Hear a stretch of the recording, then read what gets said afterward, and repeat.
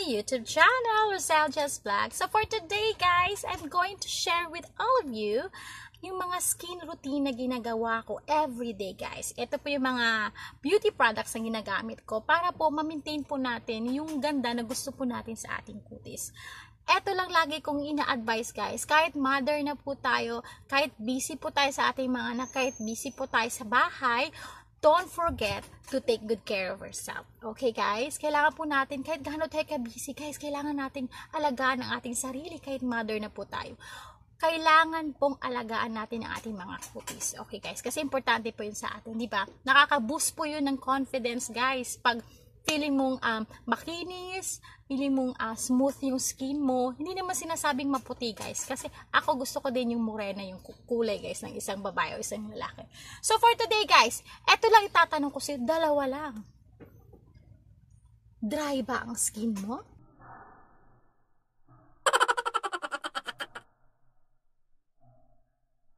Takot ka bang lumabas sa araw dahil naiinitan ka? So ngayon guys, isi-share ko sa inyo sa video na to kung anong mga sikreto at ang ginagamit ko para mawala yung mga tinatawag yung problema mo or mga katanungan natin sa ating sarili para sa ating skin. Okay guys, so don't forget, watch this video till the end.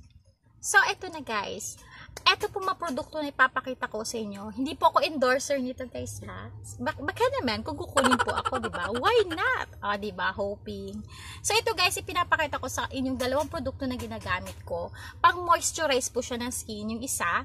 At yung pangalawa po is yung pag lumalabas po tayo, kailangan po natin ng sunscreen guys. Importante po ang sunscreen ngayon. Ngayong panahon ngayon na grabe po ang sikat ng araw guys. Kailangan po protektahan po natin ang ating mga kutis laban sa araw. Okay po ba? So this one guys, na gagamitin ko first, kung feeling mo dry yung skin mo guys, always use moisturizing na mga soothing gel. So ito po yan, aloe vera po yan siya guys. You can buy this product naman guys. Diba? Endorser na. Hindi po. Gusto ko lang i-share sa mga mommies dyan and sa mga ladies dyan. Para malaman po nila kung ano yung mga products na feeling ko mas hiyang sa akin. Feeling ko din po is kung i-try nyo siya, magiging hiyang po sa inyo. Depende lang po sa skin type po ninyo. So this one guys is aloe vera soothing gel. Ito po guys, pang moisturize po ng ating kutis guys. Ano sa mukha po natin guys. Okay, this one guys, i-share ko sa inyo. Kaya may pimple here. Wala po akong nilagay dyan guys na kahit anong foundation. Para malaman nyo po guys at magiging ano man tawag dyan. Magiging realistic po tayo guys, diba? Gusto ko maging totoo. Gusto ko dito sa vlog ko, totoo lang po tayo.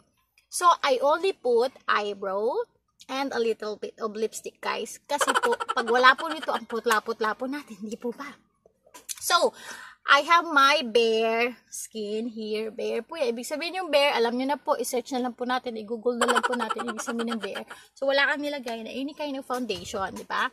So, this one, guys, ilalagay po natin. I'm using this one, guys. Jeju Aloe Vera Soothing Gel. Using this bago po ako matulog guys. So nilalagay lang po siya. Basta bago ka matulog or pagkatapos mo maglinis ng mukha mo tuwing gabi, ilagay mo lang po tong gel na to. Okay guys. So titingnan po natin guys. Okay? So this one guys. Lalagay ko dito para makita nyo po. So ito po siya guys. Ayan guys. Gel po siya. So kuha lang po ng small amount. Yan. Ilalagay mo lang po yan dyan guys. Look at that guys. Kung makikita nyo po. Okay. So, ilagay lang po natin yung shadow guys, okay? Tapos guys, pag nilagay nyo siya dito, mafe-feel nyo ang lamig sa mukha talaga. Grabe, nakaka-relax siya guys. Kasi ang lamig niya, alam mo yung aloe vera, di ba ang aloe vera? Maganda siya sa mukha, maganda siya sa skin, maganda talaga siya. Kahit i-search nyo. Kita nyo ba yan guys? So, ilagay nyo yan siya guys. Kung gusto nyo siya every morning, basta pagkatapos nyo maglinis ng mukha, and before kayo matulog, okay? Tingnan nyo guys, nakikita nyo ba yan? So you see that guys, ang ganda ng effect niya sa face nyo po, okay diba? See? Hindi mo, nakikita nyo po, bare po yung face ko, ayan, yung mga pimples ko pa, ayan, may pimples ako, dito po. So eto guys, tingnan lang yung effect niya. Or diba ba? Para kayo nagiging glass skin guys, diba? And, makikita nyo to sa mga mall guys. Punta po kayo sa mga kilalang ang tawag dito, shop na pwede nyo siyang bilhin. So, usually guys, ito is Korean yung reading niya. Jeju Aloe Vera. So, nabili ko po siya sa Etude. Kung alam niyo po yung Etude House guys, sikat naman po yan, pwede nyo siyang bilhin. Ganito guys, okay? It's good for the skin. Kung makikita nyo naman guys, oh, diba? Nag-glow siya. Ayan po. Ayan. So, this time guys naman, ito naman ipapakita ko sa inyo po, yung ginagamit po natin na second po na brand na ginagamit po natin, which is yung ano guys, yung sunscreen protection po na to guys. So, ito po yung ginagamit ko guys. Itong Bello SPF 40 para po sa mukha guys, okay? Kung kanina guys, naglagay po tayo nung ang ating moisturizing, which is yung Jeju Aloe Vera, para po ma-moisturize po ang ating skin. This one naman po guys, ginagamit po natin pag lumalabas po tayo ng ating bahay or anything na pwede gamitin mo siyang kung kunyari lalabas ka lang sa papunta ka sa mall or lalabas ka kung saan. Ito yung gagamitin mo guys ha. Basta lumabas po tayo ng inyong bahay. Ito po yon. Ito po yung ginagamit ko. Okay? So, ang gagawin po natin guys, para po pakita ko po sa inyo, again, bare po yung face natin. Wala po tayong nilagay dyan na foundation. Only I'm using lang yung lipstick at saka ito lang po natin eyeliner. So, this one, kuha po tayo na small amount. Okay guys, ito guys, protection lang po. Ito guys ha, sunscreen lang po. Tingnan nyo, nagkabulol-bulol na po ako. Sunscreen protection lang po ito. So, lagay dito, lagay yan. And this one. And here. And sa up. So, this one guys, eto guys ha, tips ko lang. Pag nagpapahid po tayo ng kung ano sa ating mukha, hindi po yung ikot lang na ikot. So, dito, kung naglagay po ako dito guys, paakyat po yan guys, okay? Paakyat and then in circular motion.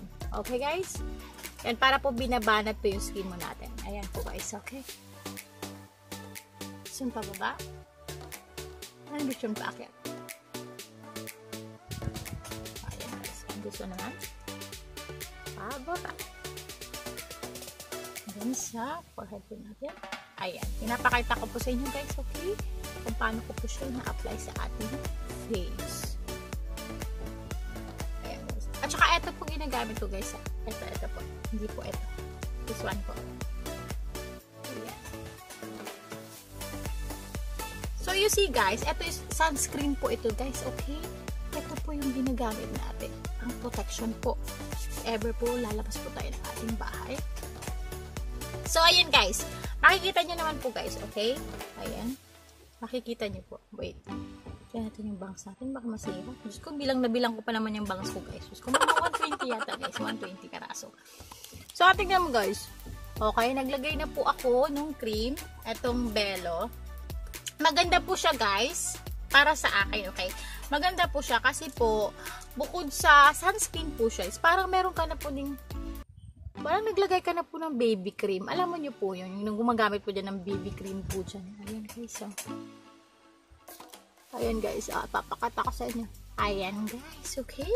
So, eto guys, eto yung mga product na ginagamit ko, which my skin routine guys, moisturizer, and ang ating Bello sunscreen protection guys. So, lagi po natin isipin guys, okay, na dapat meron po tayong nilalagay sa ating mga mukha na pang protection para sa init, sunscreen. At ito po, para kung dry skin po kayo guys, i-moisturize po natin yan. Kailangan po natin ng moisturizer sa skin po natin, okay? Makikita nyo lang po to kahit saan guys, sa shop, kahit saan nyo makikita itong mga items na to, okay? So, ayan guys, yan po yung sinishare ko sa inyo ngayon is yung mga ano ko po yan, yung mga skin routine ko is para lamang yung makatulong man lamang sa mga mothers out there kung ano may mga skin routine na nahihirapan kayong ano bang gagamitin ko, ano pang hiyang sa akin. Basta guys, lagi nyo lang tandaan po na before po tayo gumamit po, alamin po natin yung skin type po natin, okay? Po pa, kung dry skin ka ba o oily skin ka ba. And then guys, before po tayo gumamit ng isang beauty products, masusing pag-aralan. Tingnan tara akong soko ngayon. Totoo guys, before I'm using anything na beauty products, re-research ko muna, alamin ko muna, and alamin ko yung mga reviews. Binabasa ko yung mga reviews. Talagang okay siya sa mga tao. Okay siya sa mga comments or any compliments or any ano ba sinasabi dyan ng mga consumer po natin. So, ayun na guys, sana po may nai-share naman po akong konting kaalaman po sa inyo lahat dyan, lalo sa mga babae at sa mga mothers out there.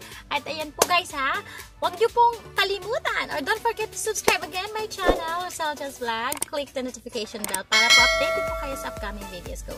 I want to shout out lang my members, my star family, which is Jungtik Reviews, P and Maya Vlogs, Angel Daron, Daronian Kids, Mami Adarna, Jenilyn Henriksen, GY Lovers, Alan Kitchenette, Shari Wang, and Jonathan Kalika. And to my sponsor and my friend, Eurotrack Tubby, thank you so much sa lagi niyong pag-support ay undying love na binibigay niyo sa akin.